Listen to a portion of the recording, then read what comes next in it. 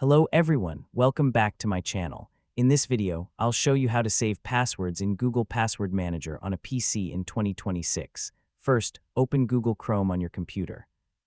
Click the three-dot menu in the top right corner, select Settings, and then open Autofill and Passwords. Next, click Google Password Manager. This is where all your saved passwords are stored and managed securely. From the left sidebar, click Settings. Make sure Offer to Save Passwords is turned on. This allows Chrome to ask whether you want to save your password whenever you sign in to a website. You can also enable auto sign-in if you want Chrome to automatically sign you in to supported websites using your saved passwords. Now go back to the Passwords section. To save a new password manually, click the Add button. Enter the website address, your username, and your password, then click Save. You can also save passwords automatically. Simply open a website, sign in with your account, and when Chrome asks if you want to save the password, click Save.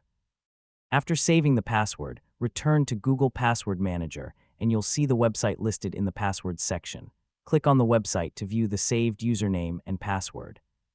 You can also edit the password if it changes or delete it if you no longer need it. Google Password Manager securely stores your passwords and syncs them across your devices when you're signed in with the same Google account. For better security, use strong and unique passwords for every website and keep the Offer to Save Passwords option enabled. That's it. This is the complete guide on how to save passwords in Google Password Manager on a PC in 2026. If you found this video helpful, don't forget to like, share, and subscribe.